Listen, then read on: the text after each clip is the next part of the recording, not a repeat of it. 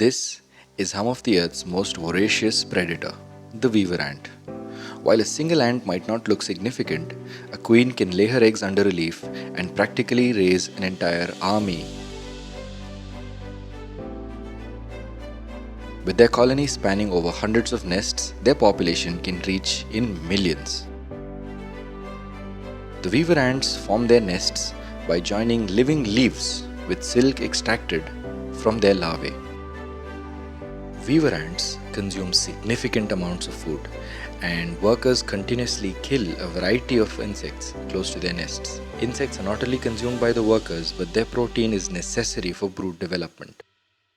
You can encourage weaver ants in your farm by tying strings between trees, because they love to travel the shortest distance possible. And if something gets in their way, they try and push it. And when a single ant can't do it, it calls in for help. And when they fail to clear their path,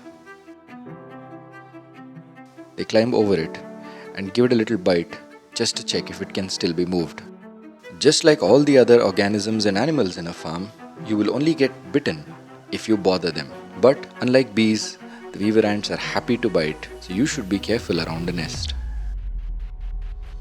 Because weaver ant workers hunt and kill insects that are potentially harmful plant pests, while your conventional farmer is spending thousands of rupees on chemicals and spoiling the biodiversity of his farm, the weaver ant has an appetite to do the same for free. Weaver ants are great biocontrol agents against agricultural pests. A permaculture farm that harbors weaver ants can turn its most voracious predator into its most useful ally.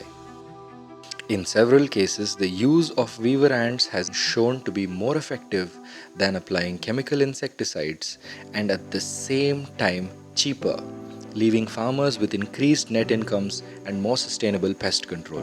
While conventional farmers spray their farms with the most harmful of chemicals, studies have shown fruit trees harboring weaver ants produce higher quality fruits, and the leaves show less damage by herbivores. That's your fact this Friday. Thank you, and see you next week.